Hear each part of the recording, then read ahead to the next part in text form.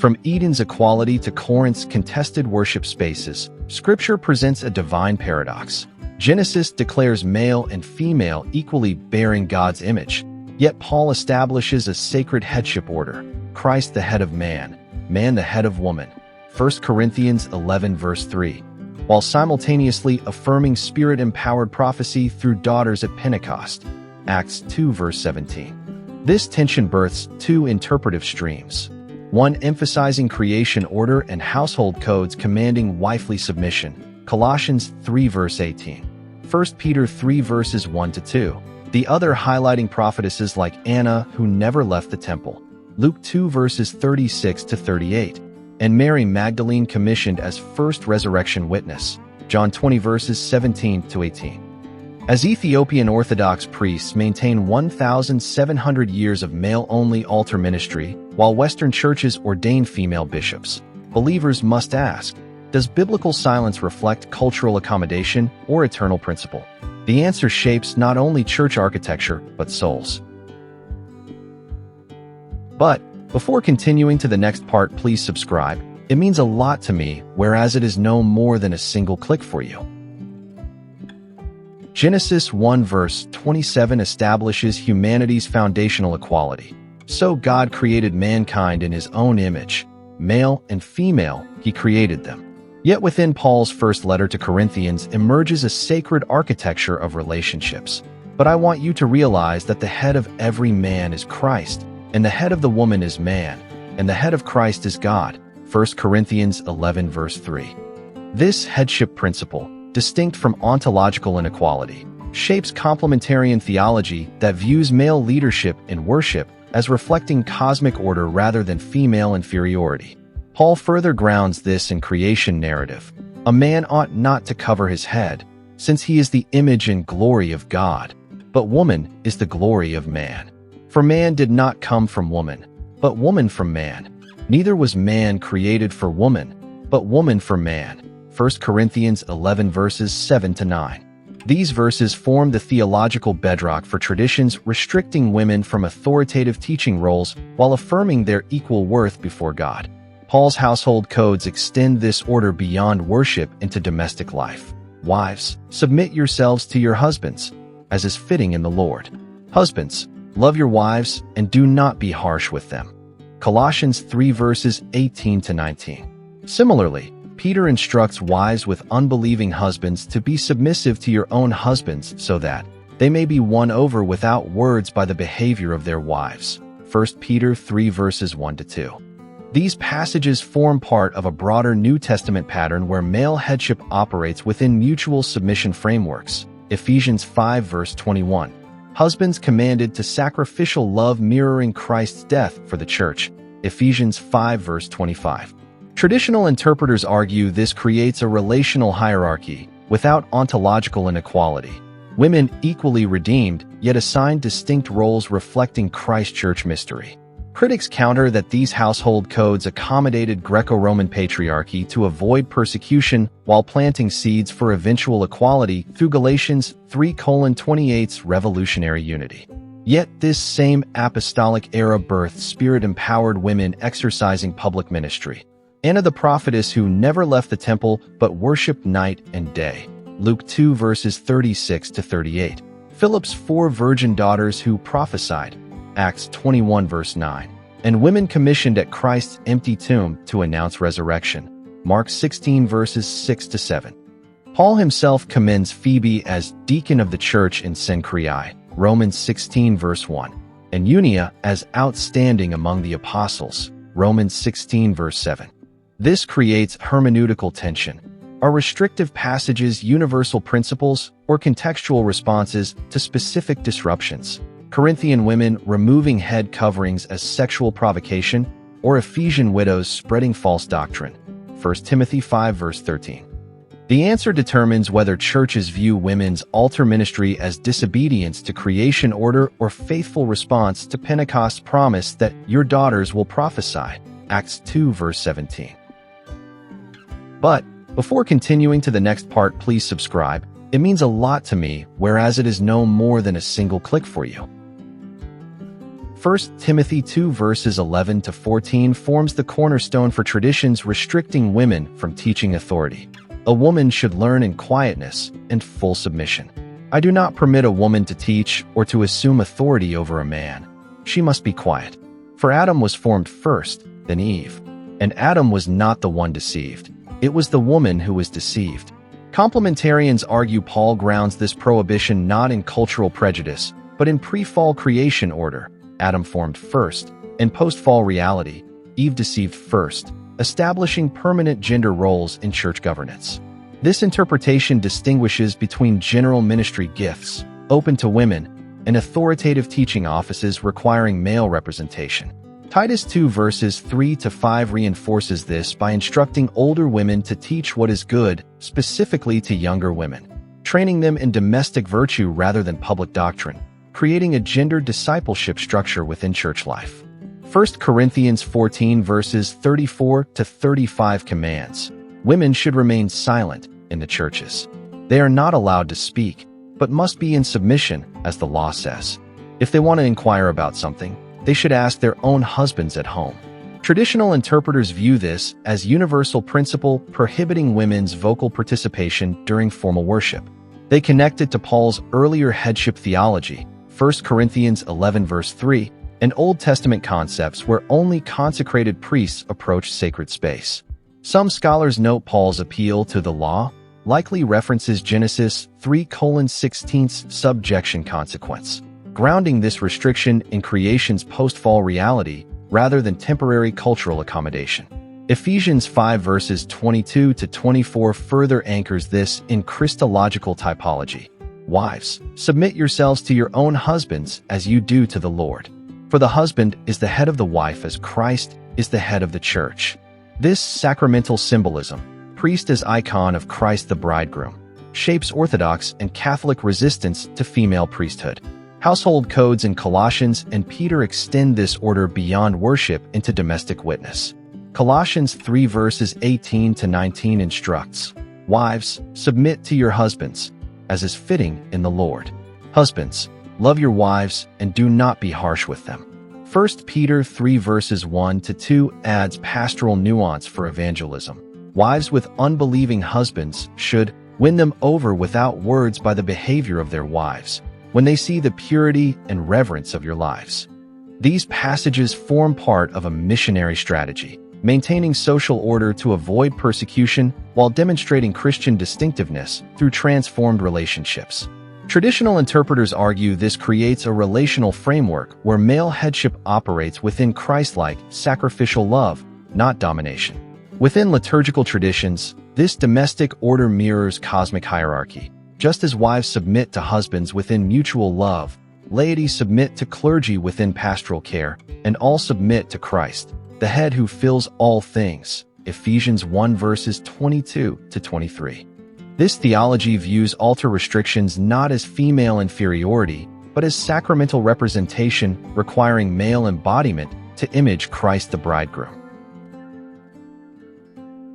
But before continuing to the next part, please subscribe. It means a lot to me, whereas it is no more than a single click for you. The prophetic tradition affirms women's public spiritual authority throughout Scripture. Miriam led Israel in worship after Red Sea crossing. Miriam the prophet took a timbrel in her hand, and all the women followed her with timbrels and dancing.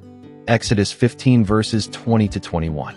Deborah served as judge who held court under the palm of Deborah and summoned military commander Barak. The Lord, the God of Israel, commands you, go. Judges 4 verses 4 to 6. Huldah the prophetess authenticated scripture for King Josiah's reforms when male priests brought her the book of the law, 2 Kings 22 verse 14.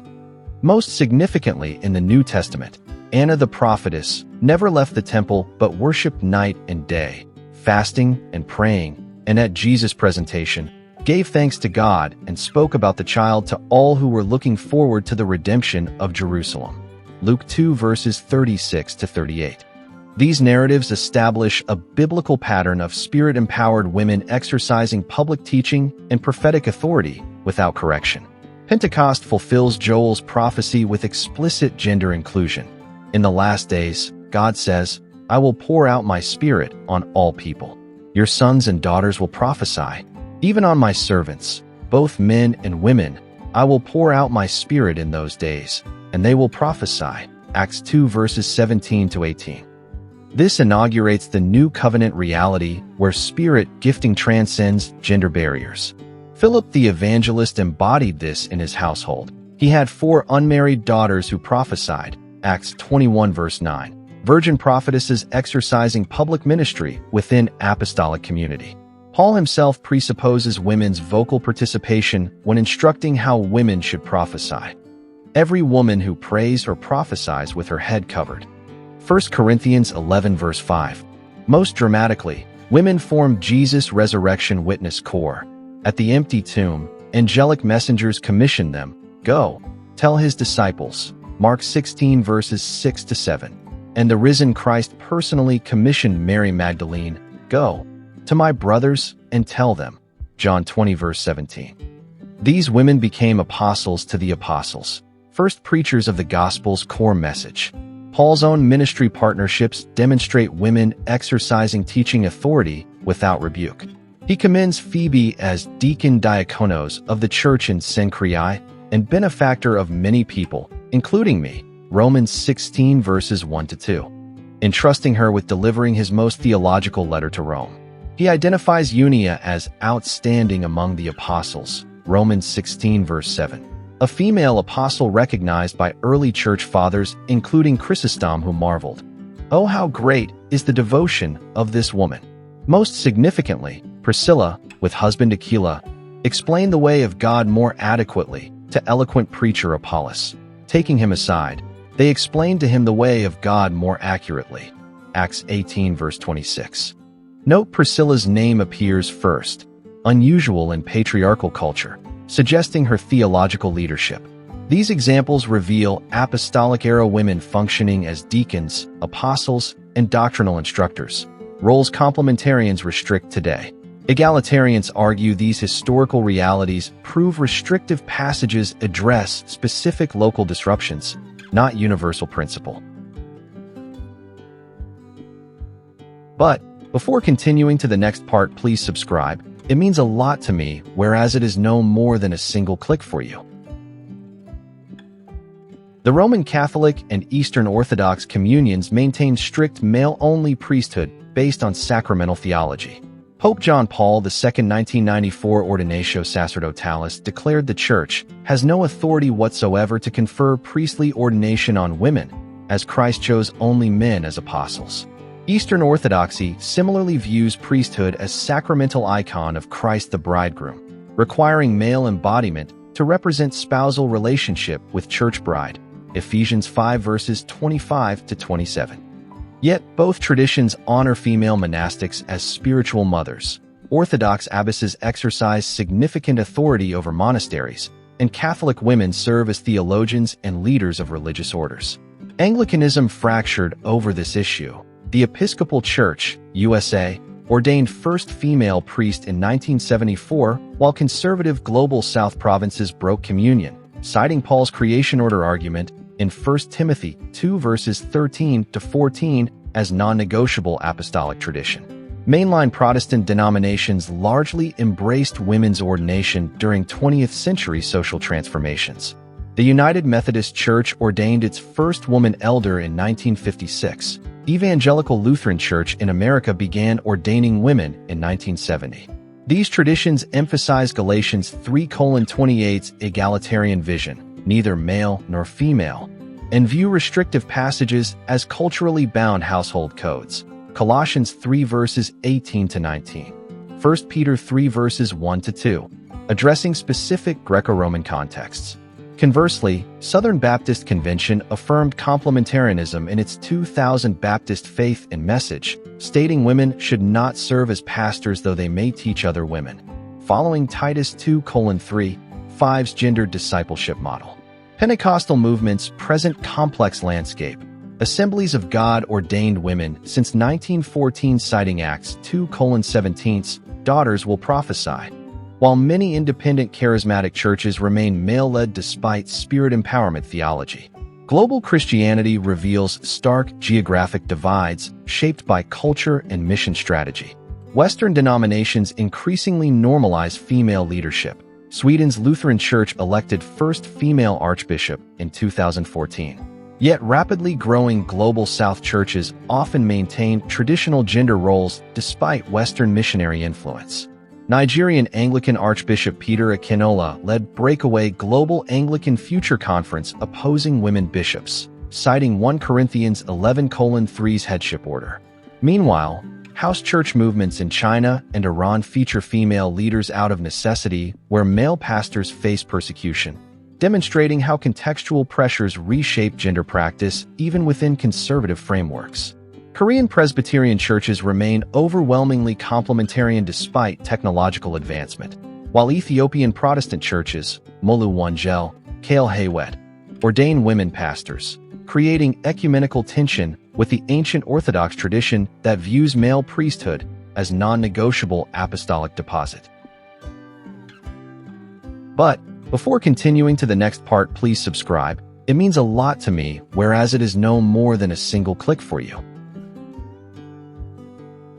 The Ethiopian Orthodox Church maintains ancient apostolic tradition with male-only priesthood rooted in biblical headship theology and cultural continuity.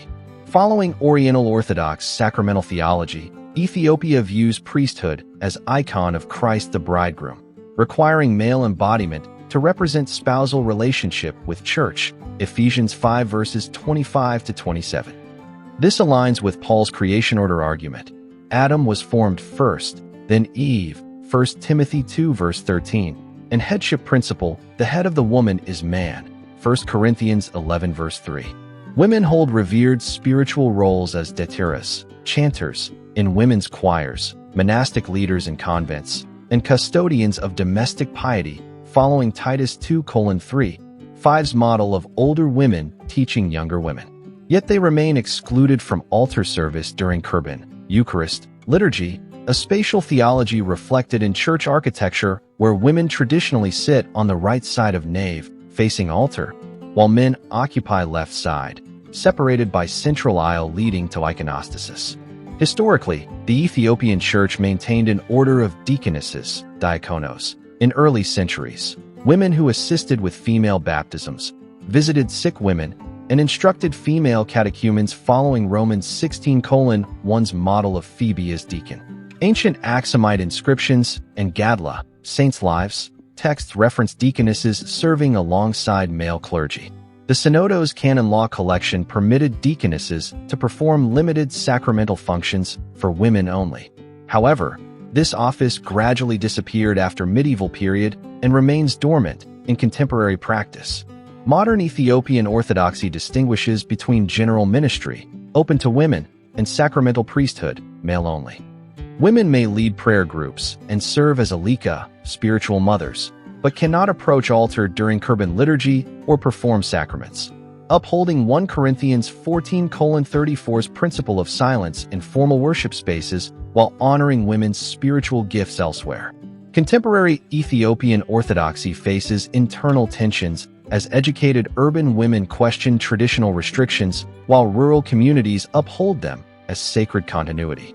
The Holy Synod has not issued formal statements on women's ordination, maintaining silent adherence to ancient practice rooted in 1 Timothy 2:12's prohibition and Ephesians 5:22-24's submission theology. Yet female theologians like Dr. Jonas Yajizu advocate for recovering deaconess tradition within Orthodox framework, arguing historical precedent exists without violating sacramental theology. Meanwhile, Ethiopia's rapidly growing Protestant churches ordain women pastors, citing Acts 2 verse 17 and Romans 16 verse 7, creating ecumenical friction. For most Ethiopian Orthodox believers, however, the issue remains non-negotiable.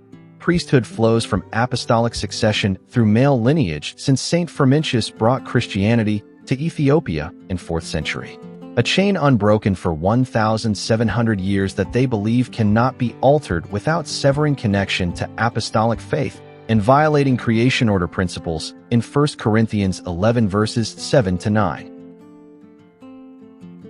The debate over women's altar ministry remains unresolved not because Scripture lacks data, but because interpreters bring different hermeneutical keys to the same texts, some emphasizing creation order, 1 Timothy 2 verse 13, headship theology, 1 Corinthians 11 verse 3, and sacramental typology, Ephesians 5 verse 25, others highlighting Pentecost spirit pouring on daughters, Acts 2 verse 17, prophetesses from Miriam to Anna, Exodus 15 verse 20, Luke 2 verse 37, and Christ's commissioning of women as resurrection witnesses, John 20 verse 17. No side has won. Instead, Christianity exists as parallel traditions, each claiming biblical fidelity. The Ethiopian Orthodox Church maintains ancient boundaries while Western denominations expand female leadership, both trajectories growing globally.